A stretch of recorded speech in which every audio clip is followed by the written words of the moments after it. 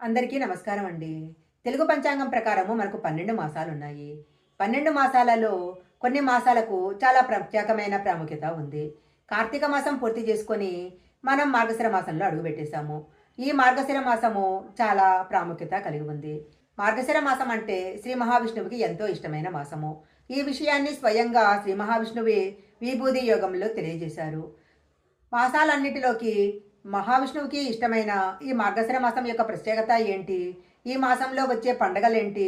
మొదలైన అనేక విషయాలను మనం ఈ వీడియోలో తెలుసుకుందాము. ముందుగా ఒక చిన్న రిక్వెస్ట్ అండి. మీరు గనక మా ఛానల్ మొదటిసారి చూస్తున్నట్లయితే వెంటనే సబ్స్క్రైబ్ చేసుకోండి. పక్కనే ఉన్న బెల్ ఐకాన్ని యాక్టివేషన్ చేసుకుంటే మేము పెట్టే వీడియోలన్నీ కూడా మీకు ముందుగానే నోటిఫికేషన్గా వస్తాయి. ఇక లేట్ చేయకుండా మార్గశిర మాసం యొక్క విశిష్టత ఏంటో తెలుసుకుందాము. శ్రీ మహావిష్ణువుకి ఇష్టమైన మార్గశిర మాసంలో వచ్చే గురువారం రోజు లక్ష్మీవార వ్రతం గనక చేసుకున్నట్లయితే లక్ష్మీదేవి యొక్క కటాక్షం లభిస్తుంది. మార్గశిర మాసము శ్రీ మహావిష్ణువుకి ఇష్టం కాబట్టి మహావిష్ణువు ఎక్కడ ఉంటే శ్రీ మహాలక్ష్మీదేవి కూడా అక్కడే ఉంటుంది. మహావిష్ణువుకి ఇష్టమైన మార్గశిర మాసంలో శ్రీ లక్ష్మీదేవిని కూడా పూజించినట్లయితే సకల అష్టైశ్వర్యాలు సిద్ధిస్తాయి. శ్రీ మహావిష్ణువుకి ఇష్టమైన ఈ మాసంలో లక్ష్మీదేవి యొక్క పూజలు ఉపవాస దీక్షలు కనుక చేసినట్లయితే సకల శుభాలు కలుగుతాయి. మాసాన మార్గశిర్గోం అంటే మార్గశిర మాసము మాసాలలోకెల్లా శీర్షము అంటే శిరసు వంటిదని అర్థము.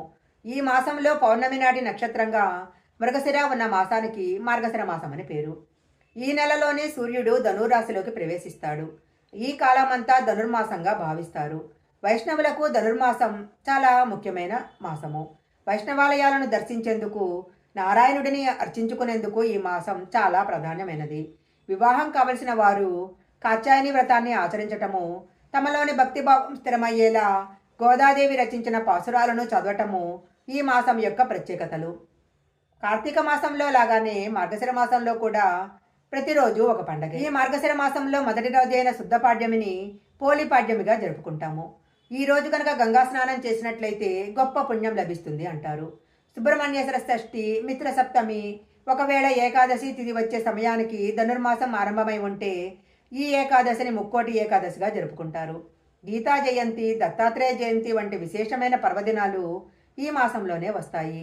మార్గశిర లక్ష్మీ వ్రతము కేవలము పండగలు మాత్రమే కాదు, ఈ మాసము వ్రతాలకు కూడా నిలయమే. గురువార లక్ష్మీ వ్రతము, హనుమద్ వ్రతము వంటి వ్రతాలను ఈ మాసంలో చేసుకుంటారు. సూర్యుడు ధనుర్రాశిలోకి ప్రవేశించాక ఆరంభమయ్యే ధనుర్మాసము నెల రోజుల పాటు తెలుగు లోగిళ్లను రంగురంగుల రంగవల్లికలతో, గొబ్బెమ్మలతో, హరిదాసుల సంకీర్తనలతో కళకళలాడేటట్లు చేస్తుంది. ఇక మార్గశిర మాసంలో సూర్యుడు ధనుసు రాశిలోకి ప్రవేశించాక ఏర్పడే ధనుర్మాసము నెల రోజులు తిరుమల మొదలుకొని సమస్త వైష్ణవ ఆలయాలలో తిరుప్పావై పేరుతో మొదలయ్యే వేడుకలు గోదా కళ్యాణంతో ముగుస్తాయి. గోకులంలో శ్రీకృష్ణుని భర్తగా పొందటానికి గోపికలు చేసిన వ్రతమే కాత్యాయని వ్రతము.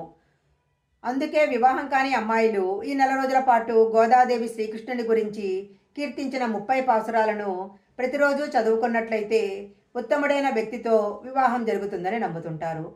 సాధారణంగా గురువారాన్ని లక్ష్మీవారం అంటారు. మార్గశిర మాసంలో వచ్చే 4 గురువారాలలో చేసే పూజను మార్గశిర లక్ష్మీవార వ్రతం అంటారు. సంవత్సరానికి ఒకసారి వచ్చే మార్గశిర మాసంలో అన్ని గురువారాలలో ఈ పూజను ఆచరించటం మంచిది. ఈ వ్రతము లక్ష్మీదేవికి చాలా ఇష్టమైనదని పరాశర మహర్షి నారదునికి తెలిపారు. మార్గశిర నెలలో లక్ష్మీ పూజ చేసుకొని ఈ వ్రతాన్ని ఆచరించినట్లయితే సకల సంపదలు కలుగుతాయి. దట్టమైన మంచు కురిసే హేమంత ఋతువులో తెల్లవారుజామునే వాకిట్లలో ఆవు పేడతో కళ్ళాబు చల్లి అందమైన రంగవల్లికలు తీర్చటము, ఆలయాలలో తిరుప్పావై పేరుతో జరిగే ఆధ్యాత్మిక కార్యక్రమాలు, పొంగలి ప్రసాదాలు, గుమగుమలు వెరసి మార్గశిర మాసము నిజంగా మాసాలకు తలమానకమే. ఇంతటి విశిష్టమైన మార్గశిర మాసంలో శ్రీ మహావిష్ణువుని ఆరాధించి సకల శుభాలను పొందాలి. ఈ వీడియో కనుక మీకు నచ్చినట్లయితే లైక్ చేయండి, షేర్ చేయండి. ఇలాంటి మరిన్ని వీడియోల కోసం మా ఛానల్ సబ్స్క్రైబ్ చేసుకోండి. పక్కనే ఉన్న బెల్ ఐకాన్ని యాక్టివేషన్ చేసుకుంటే మేము పెట్టే వీడియోలన్నీ కూడా మీకు ముందుగానే నోటిఫికేషన్గా వస్తాయి. మరొక మంచి వీడియోతో మళ్ళీ కలుసుకుందాం.